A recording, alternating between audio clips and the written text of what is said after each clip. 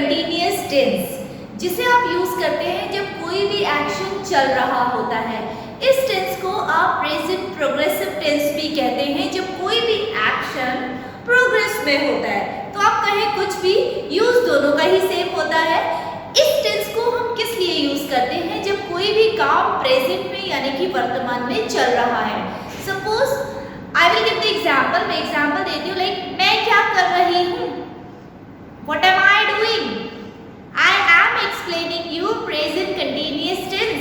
मैं आपको present continuous tense समझा रही हूँ और आप क्या कर रहे हैं, व्हाट आर यू डूइंग, आप मुझे सुन रहे हैं, यू आर लिसनिंग मी। और या आप कह सकते हैं you are watching my video, anything, कोई भी काम जो अभी चल रहा है। तो चलिए शुरू करते हैं। Present continuous tense, present continuous tense. Okay, सबसे पहले तो हम स्ट्रक्चर लिख लेते हैं, जो मैं आपको फर्स्ट डे से बता रही हूँ कि हमारा जब भी सेंटेंस बनता है, हमें subject, helping verb, main verb and object, इस तरीके से हम लोग अपने सेंटेंसेस में सीक्वेंस वाइज यूज करते हैं। मैं बार बार इसे इसलिए लिखती हूँ कि ताकि आप हिंदी में ना सोचें, आप हमेशा इंग्लिश में ही सोचें, इंग्लिश में ही बोले और आपका फ्लो मेंटेन हो जाए। तो आइए शुरू करते हैं। अब गाइस, अगर हमारा सब्जेक्ट है he, she, it, singular noun, singular noun यानी कि कोई भी एक वचन। ही जब हम किसी एक लड़के के लिए वह कह देते हैं, शी जब हम किसी महिला स्त्री के लिए हमें उसका नाम नहीं पता होता तो जेंडर बताने के लिए भी हम शी का यूज करते हैं। इट हम निर्जीव वस्तुएं जैसे ये मार्कर है, ये वॉच है, ये व्हाइट बोर्ड है, या फिर कोई जानवर है, कुत्ता, बिल्ली, मंकी, कुछ भी हो सकता है। उन सभी चीजों के लिए अगर वो सिंगल है, हमें उसका नाम नहीं पता, तो हम उसे इट भी यूज करते हैं। ओके, तो चलिए आगे बढ़ते हैं। अब ये सिंगल नाउन का मैं एक यहाँ पर एग्जाम्पल लिख देती हूँ, चाइल्ड। चाइल्ड यानी कि बच्चा, आप समझ जाएंगे जब हम एक बच्चे की बात कर रहे हैं, एक बच्चे। अब अगर गाइस हमारा सब्जेक्ट इनमें से कोई भी एक होता है, तो हम सेंटेंस कैसे बनाएंगे? सबसे पहले हम एक हिंदी वाक्य यहाँ पर लिख लेते हैं। हम लिखते हैं राम इंग्लिश सीख रहा है। अब ध्यान दीजिएगा, जो राम है वो एक लड़का है और हमारा जो सब्जेक्ट है यानी कि जो हमारा डूअर है वो राम है। तो हम इसी सीक्वेंस को फॉलो करेंगे। हमने लिख देना है राम। राम एक लड़का है, तो हमें इन सारे, चाहे वो ही हो, शी हो, इट हो, सिंगुलर नाउन या फिर किसी का नाम, इन सभी के साथ आपको क्या यूज कर देना है? इज। आप यहाँ पर इज का प्रयोग करेंगे, तो हम कहेंगे राम इज। ओके, अब इज हो गया हमारा हेल्पिंग वर्ब, जिससे हमें पता लग रहा है सहायक क्रिया कि हम बात कर रहे हैं प्रेजेंट की। इसके बाद जो हमारा काम हो रहा है गाइस, जो एक्शन वर्ड है, जो मेन वर्ब है, वो किस चीज का काम हो रहा है? यहाँ पर सीखने का काम हो रहा है। ठीक है, तो इसकी इंग्लिश होती है लर्न, तो हमने लिख दिया लर्न। अब यहाँ पर छोटा सा सिली चीज है कि काम चल रहा है, ओके, कंटिन्यू कर रहे हैं काम को, तो हम यहाँ पर आई एंड जी मेंशन कर देते हैं, तो हो जाएगा राम इज लर्निंग। उसके बाद ऑब्जेक्ट किस चीज की बात कर रहा है? इंग्लिश, तो हमने यहाँ पर लिख दिया है इंग्लिश। तो ये सेंटेंस बनकर तैयार हो गया, राम इज लर्निंग इंग्लिश। अब अगर मैं कहती राम स्कूल जा रहा है, तो आप कह देते Ram is going to school. Is it? इस तरीके से आप बनाएंगे अगर सिंगुलर है। अब आ जाते हैं नेगेटिव में। अगर हमें कहना है राम इंग्लिश नहीं सीख रहा है, फिर से आपको याद दिला दूं, नहीं यानी कि नॉट का जो स्थान है, जो प्लेस है, वो फिक्स है। वो कहाँ पर आएगा? हेल्पिंग वर्ब और मेन वर्ब के बीच में ही आपको नॉट लगाना है। तो मेरा जो हेल्पिंग वर्ब है वो है इज, और जो मेन वर्ब है वो है लर्न, तो हम इन दोनों के बीच में यहाँ पर नॉट लगा देते हैं। तो सेंटेंस हमारा रेडी हो गया, Ram is not learning English. इसका मतलब राम इंग्लिश नहीं सीख रहा है। अब आ जाते हैं एंटोनिम पर, पहले प्रश्नवाचक जिसे आप कहते हैं, जो हेल्पिंग वर्ब से शुरू होते हैं। अगर हमारा सेंटेंस है क्या राम इंग्लिश सीख रहा है, क्वेश्चन पूछा जा रहा है राम से, भाई क्या राम इंग्लिश सीख रहा है? अब अगर आप नॉर्मली तरीके से हिंदी टू इंग्लिश में सोचेंगे तो आप क्या का मतलब भी वर्ड सोच लेंगे, इज इट? बट यहाँ पर आपको ऐसा नहीं करना, इंग्लिश में लॉजिक्स नहीं होते, आपको जस्ट नियम को फॉलो करना होता है। अगर जो हमारा हिंदी वाक्य है वो क्या से शुरू हो रहा है, तो हमारा जो हेल्पिंग वर्ब है इज वो पहले आ जाएगा और जो हमारा सब्जेक्ट है राम वो बाद में चला जाएगा। तो क्या हो जाएगा? Is Ram learning English. Interrogative, ये तो वो वाला हमारा इंट्रोगेटिव यानी कि प्रश्नवाचक वाक्य था जिसमें हम क्या से क्वेश्चन शुरू कर रहे थे। अब अगर हम कहते हैं राम इंग्लिश क्यों सीख रहा है, पर्पस क्या है, क्यों सीख रहा है? अब कई सारे लोग सीखते हैं इंग्लिश प्रोफेशनली सक्सेस पाने के लिए। कई सारे स्टूडेंट हैं उनको इंटरव्यूज में प्रॉब्लम होती है, कई सारे स्टूडेंट्स हैं उनको अपना एकेडमिक्स करने में प्रॉब्लम होती है, हाउसवाइफ को अपना जो रिलेशन है चाहे वो पीटीएम हो या सोशल गैदरिंग्स में उन्हें जाना हो तो उनको भी जरूरत पड़ती है। तो यहाँ पर ऐसे हम राम से पूछे भाई राम इंग्लिश क्यों सीख रहा है, रीजन बताओ, वो तो खैर बाद में बताएंगे। अब ध्यान दीजिए कि क्या, क्यों, कब, कैसे बीच में आ गया है, तो हमें सिंपली जो क्यों का इंग्लिश है, क्यों को हम लोग क्या कह देते हैं? व्हाई। ध्यान दीजिएगा, सिंपल हमें जो क्यों का इंग्लिश है वो हेल्पिंग वर्ब से पहले लिख देना है, जो यहाँ पर मैंने मेंशन कर दिया। तो सेंटेंस क्या बन गया? Why is Ram learning English. अगर यहाँ पर होता राम इंग्लिश कैसे सीख रहा है, तो आप इस क्यों के बजाय यहाँ पर कैसे लिखते और यहाँ पर उसकी इंग्लिश क्या हो जाती? हाउ। तो आप क्या देते? How is Ram learning English.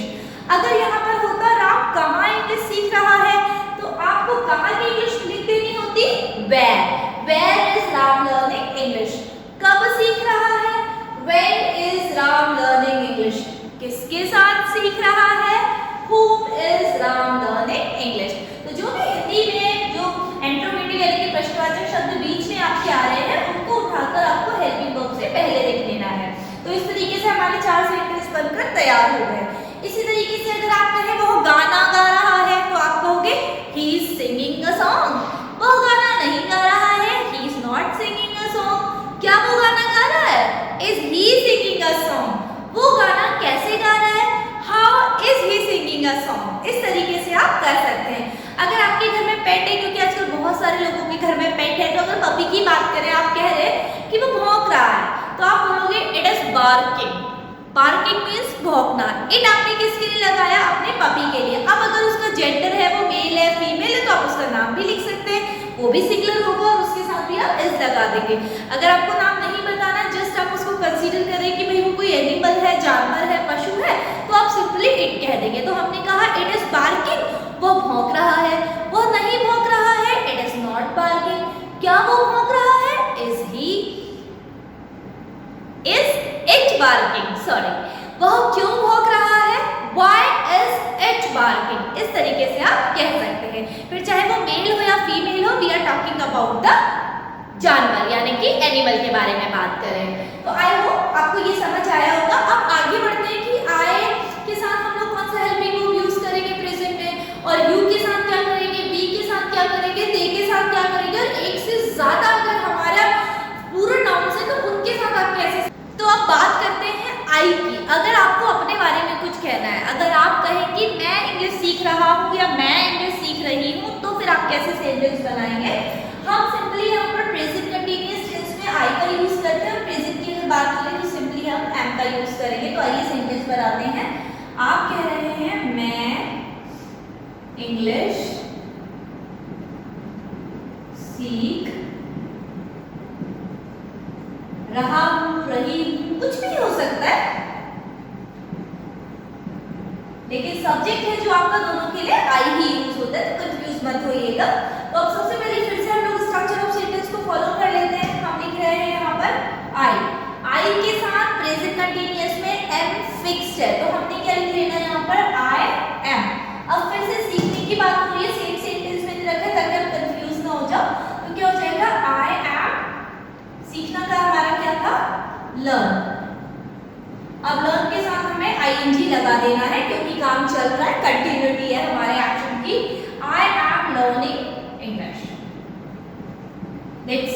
Sentence खत्म। मैं इंग्लिश सीख रहा हूँ, मैं इंग्लिश सीख रही हूँ। अगर आप बोलना चाहते हैं तो आप सिंपली लिख दोगे आई एम लर्निंग इंग्लिश। अब यही चीज अगर आपको नेगेटिव कहना है, मैं इंग्लिश नहीं सीख रहा हूँ, नहीं सीख रही हूँ, तो सिंपली हेल्पिंग वर्ब और मेन वर्ब के बीच में ही आपको नॉट लगा देना है। बिल्कुल भी कंफ्यूज मत होइएगा।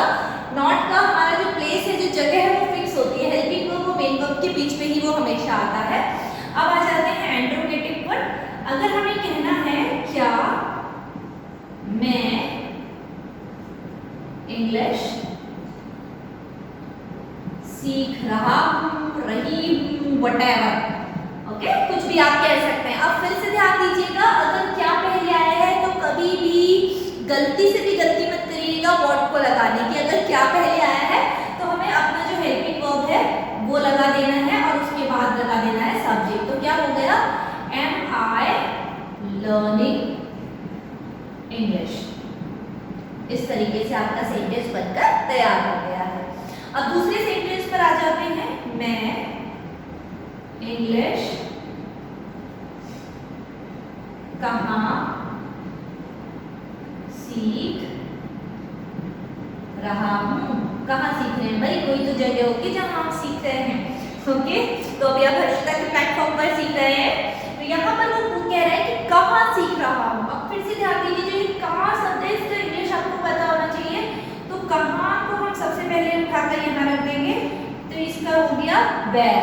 वेयर के बाद जो पूरा सेंटेंस है ऊपर जो आप देख रहे हैं एम आई लर्निंग इंग्लिश, यही आपको कॉपी पेस्ट कर देना है। तो आप कहेंगे where am I learning English, that's it.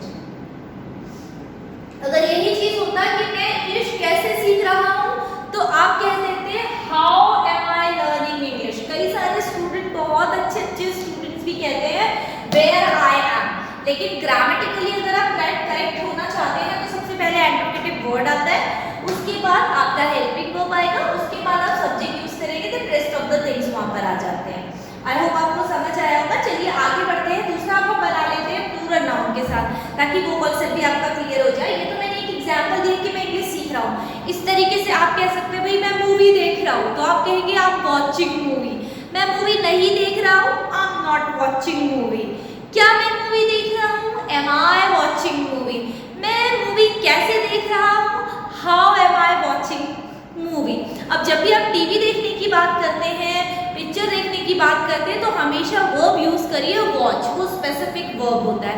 अब अगर आप कुछ कुक कर रहे हैं, बना रहे हैं, तो आपको वहां पर भी स्पेसिफिक वर्ब यूज करना है, दैट्स कुक। आप कहेंगे I am cooking paneer today, आज मैं पनीर बना रही हूँ। I am not cooking paneer today, आज मैं पनीर नहीं पका रही हूँ। एम आई कुकिंग पनीर टुडे, क्या मैं आज पनीर बना रही हूँ। वाई एम आई कुकिंग पनीर टुडे, मैं आज पनीर क्यों बना रही हूँ।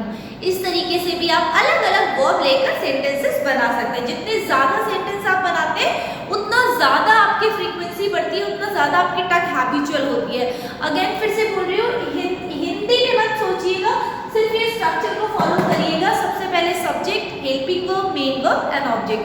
तो चलिए प्लूरल नाउन की तरफ बढ़ते हैं कि नेक्स्ट हमें कैसे, हम बात करें कि प्लूरल के साथ कौन सी वर्ब लगाएं और कैसे सेंटेंस बनाएं। तो कैसे करेंगे, देखिए व्हाइट बोर्ड पर लिखा हुआ है यू का मतलब तू, तुम और आप। हिंदी में कुछ भी कहें, इंग्लिश में यू बोल देते हैं और ये प्लूरल कंसीडर किया जाता है। वी का मतलब हम, डे का मतलब बहुत सारे लोग जो आपसे थोड़ा सा दूर बैठे हैं, वे जिसे हम कहते हैं।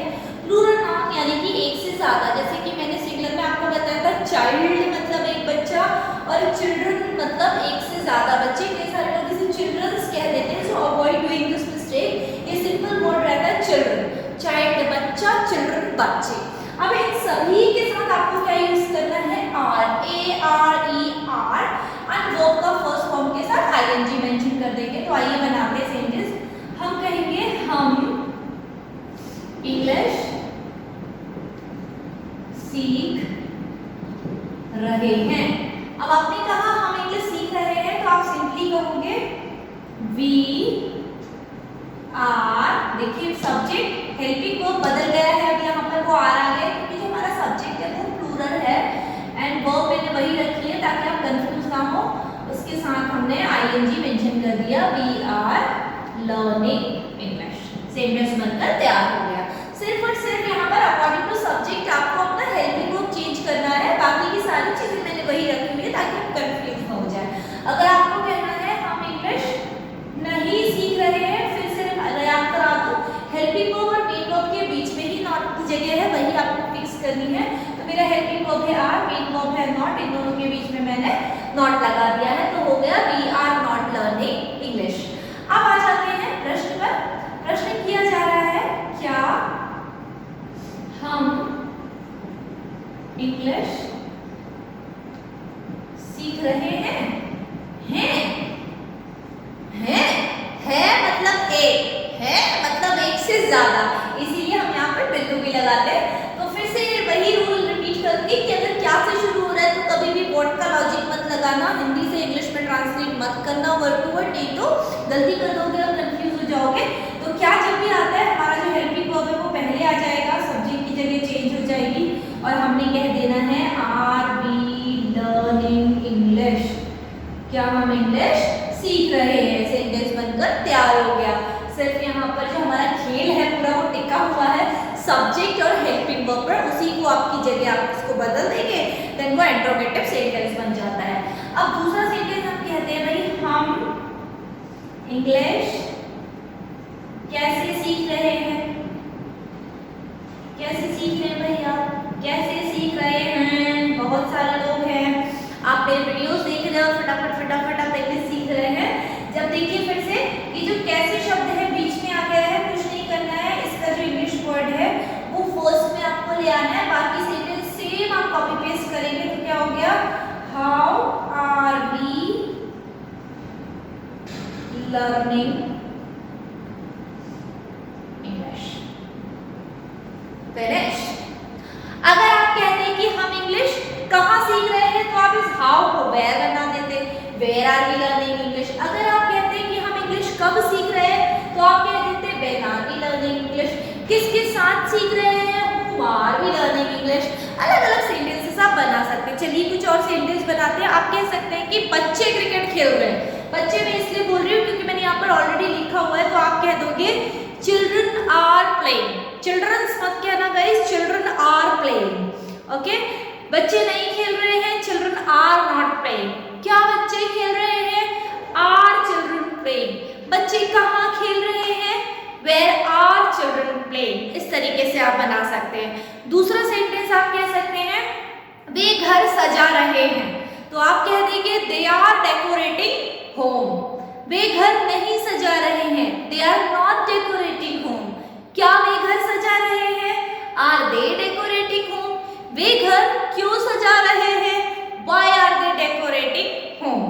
इस तरीके से आप अलग अलग सब्जेक्ट के साथ जितने ज्यादा सेंटेंसेस प्रैक्टिस करेंगे उतना ज्यादा फ्लो आएगा, उतना ज्यादा जल्दी आपको चीजें समझ में आएंगी। तो अब इसके बाद हम सीख लेते हैं कि इस टेंस से आप क्वेश्चंस कैसे बनाएंगे और फिर आंसर कैसे करेंगे। तो चलिए आइए सीखो। सिर्फ क्वेश्चन होगा, एक एक करके मैं सारे वर्ब्स और सब्जेक्ट के साथ क्वेश्चन फॉर्मेट करूंगी और आपको बताऊंगी आपको आंसर कैसे करना है। तो सबसे पहले शुरू कर लेते हैं ही से। ही जो हमारा सब्जेक्ट था उसके साथ हमें यूज करना है, देखिए ध्यान से देखिएगा, ही के साथ इज आ जाएगा, शी के साथ इज आ जाएगा, इट के साथ इज आ जाएगा। अगर किसी बंदे का नाम है, मैंने सिंपली राम लिखा है तो इज आ जाएगा। अब इन सभी के साथ जब हम क्वेश्चन बना रहे हैं, पहले तो सबसे पहले हम फर्स्ट वाला बनाएंगे जो हमने हेल्पिंग वर्ब से शुरू किया था। कैसे शुरू करना है? आप कह रहे हैं क्या राम बाजार जा रहा है। ध्यान से देखिएगा, क्वेश्चन पूछा जा रहा है क्या राम बाजार जा रहा है, तो आपने क्या कर देना है, इस की जगह बदल देनी है यहाँ और राम को पहुंचा देना है उसकी जगह पर। तो क्या हो गया, is Ram going to market. ठीक है। अगर मैं कहूं कि क्या राम मूवी देख रहा है, तो अब मैं हिंदी नहीं लिख रही हूँ, ध्यान से देखिएगा। अगर हमें कहना है क्या राम मूवी देख रहा है, तो आप कह दोगे same, is Ram watching movie. Finish. Okay. इसी तरीके से अगर आप कहोगे क्या वो गाना गा रहा है, तो हो जाएगा इज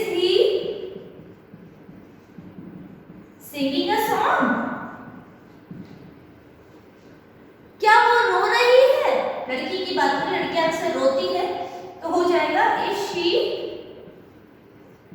क्राइंग। क्या वो रो रही है? जो लड़कियां मुझे देख के बुरा मत मानिए, लेकिन लड़कियां फेमस होती है रोने के लिए, बॉयज तो वॉशरूम में जाकर रोते हैं, वो ज्यादा रोते नहीं पब्लिकली। तो यहाँ पर जब हम बना रहे थे सिंगुलर से, तो हमने देखा होगा सिर्फ और सिर्फ हमें एज यूज करना है और सब्जेक्ट अकॉर्डिंगली। अगर किसी का नाम है तो नाम लगा दीजिए, नाम नहीं है ही शी लगा सकते हैं। इस तरीके से आप क्वेश्चंस बना देंगे। एंड अगर इसी में आप आंसर करेंगे तो किस तरीके से आंसर करेंगे, आइए देख लेते हैं। आंसर अगर आपको करना होगा, ध्यान से देखिएगा। अगर मैं कहती हूं इज राम वॉचिंग मूवी, क्या राम पिक्चर देख रहा है? पूछा जा रहा है आपसे। अगर देख रहा है तो आप क्या कह दोगे? यस। देखिए आपने कहा हाँ राम, अब राम पहले आ जाएगा जब आप आंसर करोगे और हेल्पिंग वर्ब उसके बाद आ जाएगा। जो हमारा क्वेश्चन है, हमारा आंसर वहीं छुपा हुआ है। ध्यान से सामने वाले के क्वेश्चन को सुनना है, आंसर उसी में ही आपको मिलता है। वो कह रहा है इज राम वॉचिंग मूवी, क्या राम मूवी देख रहा है? तो आप बोलोगे यस राम इज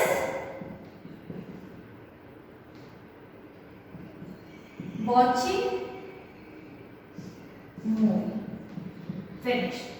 और अगर वो नहीं देख रहा है तो आप कहोगे no Ram is not watching movie.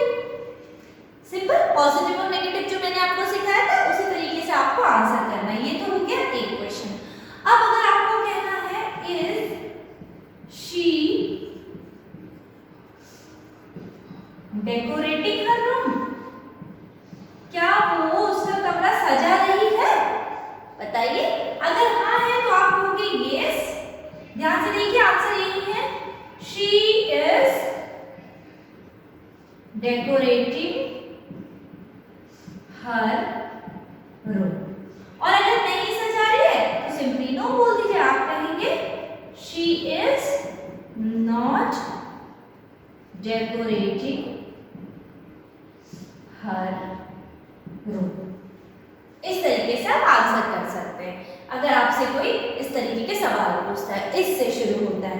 ये तो वो नॉर्मली पूछ रहे हैं कि भाई क्या वो बंदा वो काम कर रहा है, या तो आप कहेंगे भाई हाँ कर रहा है, या तो आप कहेंगे नहीं कर रहा है। इस सेंटेंस में से तो दो ही संभावनाओं में आप आंसर देंगे। बट अगर उसने पूछ लिया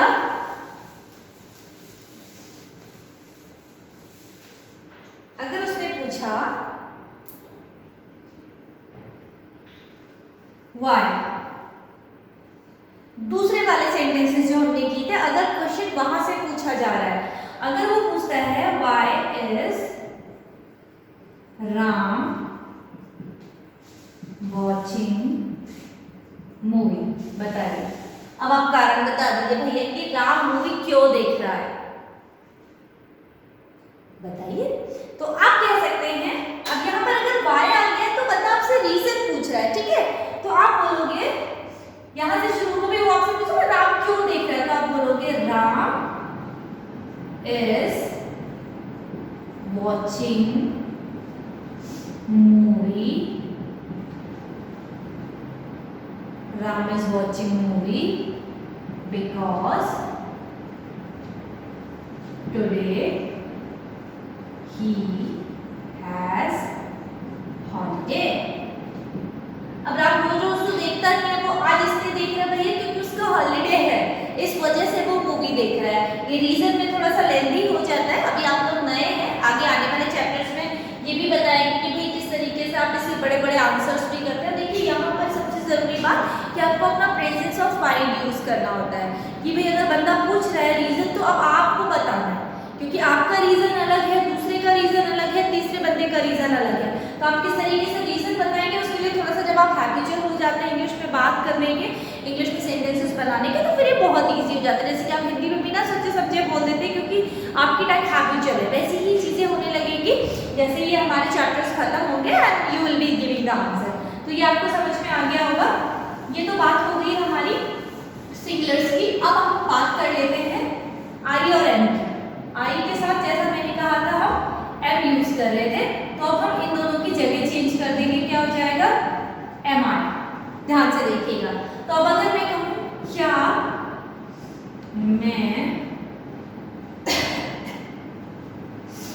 मैं घर सजा रही हूँ,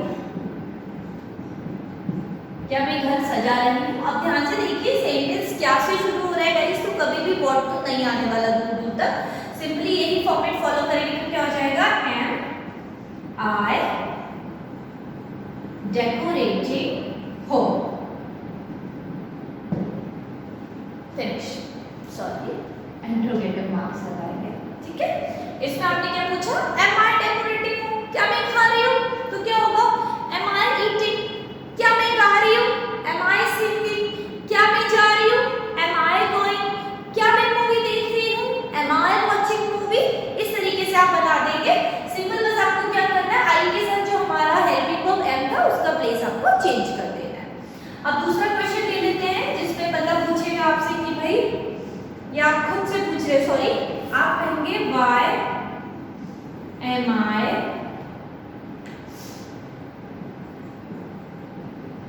एक्सप्लेनिंग ग्रामर टू यू। अब देखिए मैंने पूछा भाई मैं आपको ग्रामर क्यों एक्सप्लेन कर रही हूँ, बताइए, रीजन बताइए, why am I explaining grammar to you, मैं आप लोग को ग्रामर क्यों एक्सप्लेन कर रही हूँ।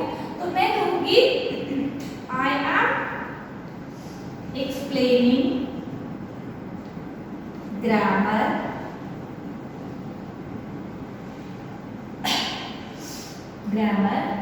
To make you fluent in English. मैं आपको ग्रामर इसलिए एक्सप्लेन कर रही हूँ कि ताकि आप इंग्लिश में फर्राटे ना करें। ओके, ये रीजन है मेरे ग्रामर एक्सप्लेन करने का।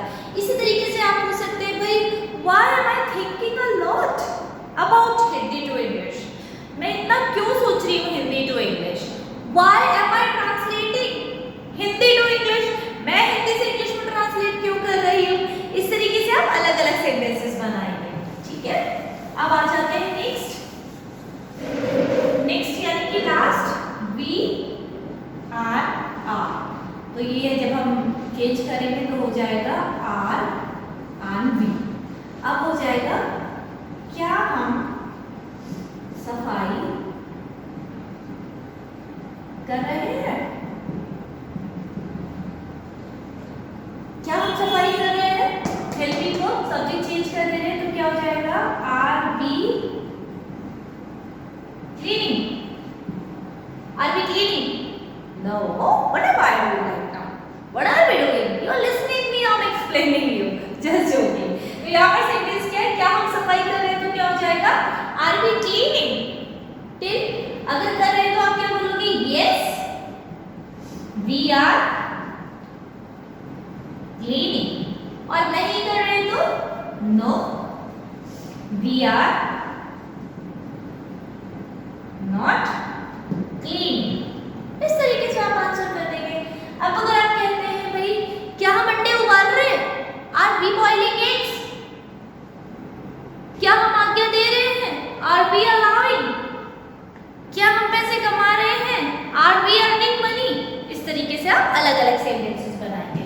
अब इसी सेंटेंस में अगर हम रीजन पूछें, रीजन तो आप कहोगे how are we decorating home, हम घर कैसे सजा रहे हैं। अगर आप कह रहे हैं हम घर कैसे सजा रहे हैं, अब आप बताइए आप किस चीज से सजा रहे हैं। ओके, कोई आपके पास मटेरियल है जिससे आप सजा रहे हैं, या आप DIY कर रहे हैं, या कुछ फ्लावर्स मंगवाए हैं, लाइट लगवा रहे हैं, कैसे सजा रहे हैं। तो आप कहेंगे we are decorating home from flower, हाँ फूलों से सजा रहे हैं। ओके, आप फूलों से सजा रहे, हो सकता है आपके घर में पूजा हो, अगर दिवाली है तो आप कह सकते थे we are decorating home from lights, light से सजा रहे हैं, जिससे भी आप सजा रहे हैं वो चीज का नाम लिख देते हैं। नेक्स्ट, अब हम सिंपल से यहाँ पर थोड़े से क्वेश्चंस लिख लेते हैं। देखिए कैसे कहेंगे, एम आई सॉरी। अब हम सिंपल क्वेश्चन पूछेंगे व्हाट फैमिली के साथ, व्हाट आर यू डूइंग। ये जो क्वेश्चन है बहुत ही कॉमन है जब आप प्रेजेंट सिंपल में पूछते हैं व्हाट आर यू डूइंग, आप क्या कर रहे हैं, you will say we are learning English, we are watching Harshita, we are listening Harshita, और व्हाटएवर यू आर डूइंग। अब अगर आपको कहते हैं व्हाई आर यू वॉचिंग,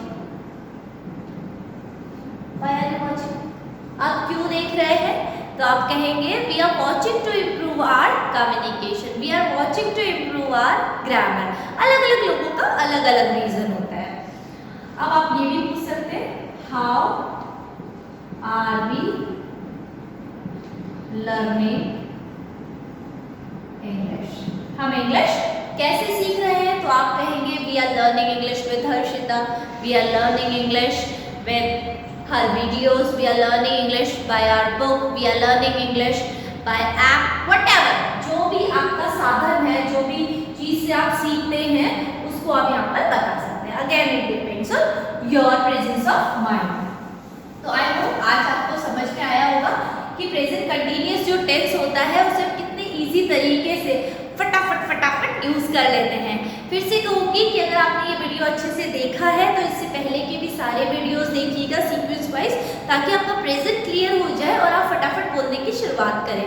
और कभी भी हिंदी से इंग्लिश में ट्रांसलेट ना करें, ना सोचें। So that